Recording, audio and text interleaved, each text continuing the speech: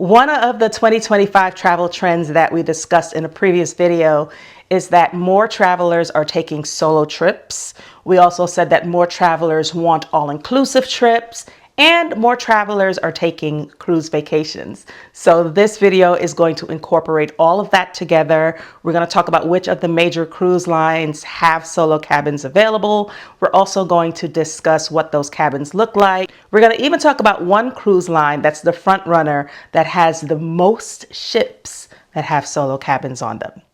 Welcome back to the channel. If you're new here, my name is Lori, and in this community, we aim to educate, motivate, and inspire each other in all things travel related. So if you've just stumbled across the channel, make sure that as you're watching the video, if you find that you're learning something new, that you like the content, just click that thumbs up button. Make sure you click that red subscribe button, join the tribe.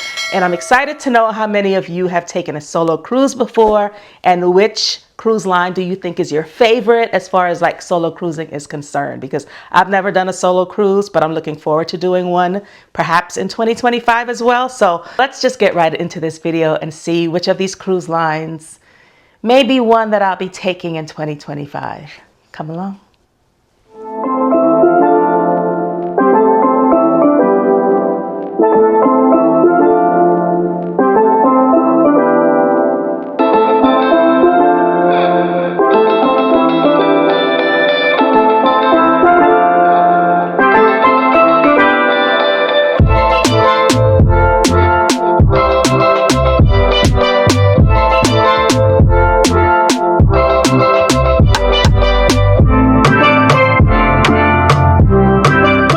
Until as recently as 2010, there was no such thing as solo cabins or single cabins or what some cruise lines call studio cabins.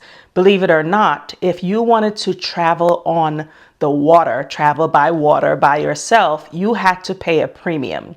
For the cruise lines, it makes financial sense for them because they don't want to have a cruise cabin that's only at half capacity. They don't want to run an entire ship that's at half capacity when they can be getting double the money for drinks, double the money for food, double the money for gratuities, double the money for all the things. So it makes sense that they almost penalized people who wanted to travel solo by charging them double. So yes, you're paying for an extra person in your room as if you had an extra person in your room when it's only you who's traveling solo. Well, up until 2010, that was the case. And then Norwegian Cruise Lines came along and Norwegian said they're going to be the ones, they're going to be the pioneers in single cabins. Well, they didn't want to, necessarily assume that people were single just because they were traveling by themselves.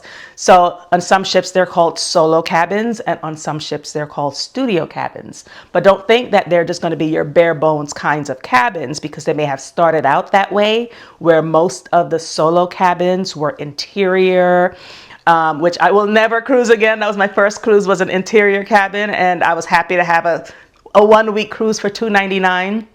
And I've done some cruises in the past, but I will never do another cruise without at least a balcony. I know that sounds so bougie, without at least a balcony, but once you have had one, you can't go back. You just cannot go back. So for me, I prefer to have a window, preferably a window that is attached to a balcony or a suite when I'm cruising. So now these cruise lines are having, these cruise lines have solo cabins that are also like suites and balconies. So let's talk about it. Let's talk about which of these that you think you'll be. And by the way, Norwegian was the pioneer, and Norwegian is also the front runner because they have the most ships with solo cabins in the fleets.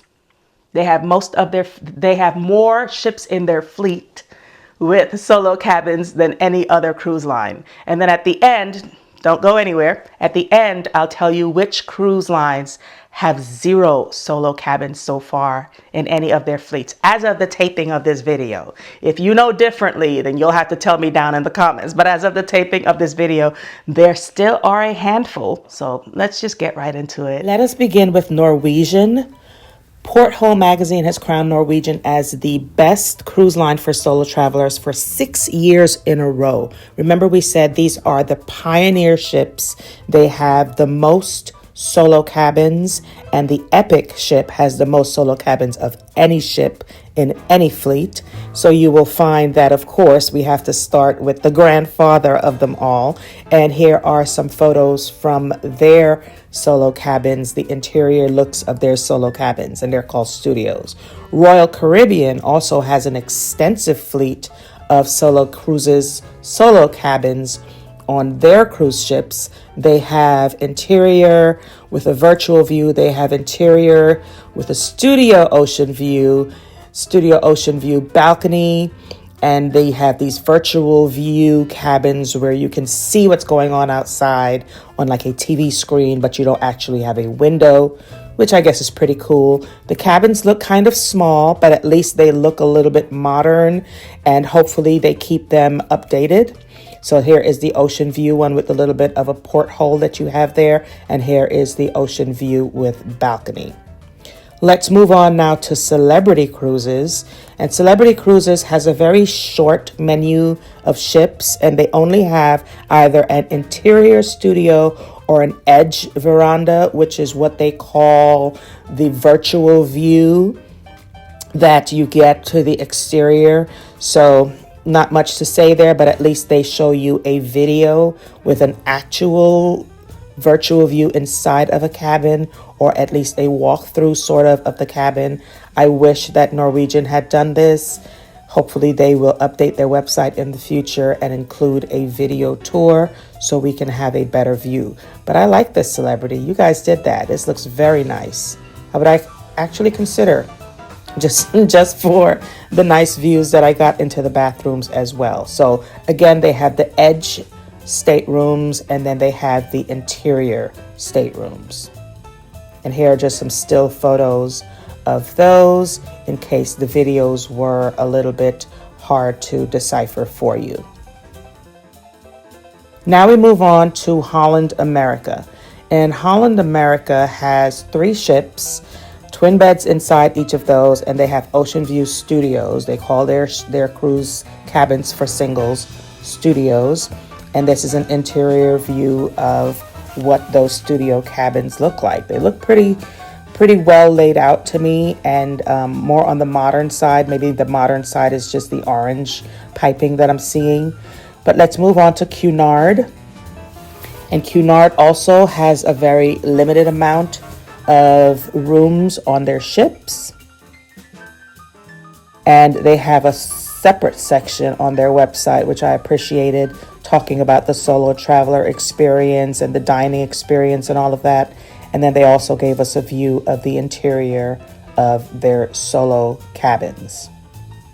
Looks pretty nice. I think I can live there for a week.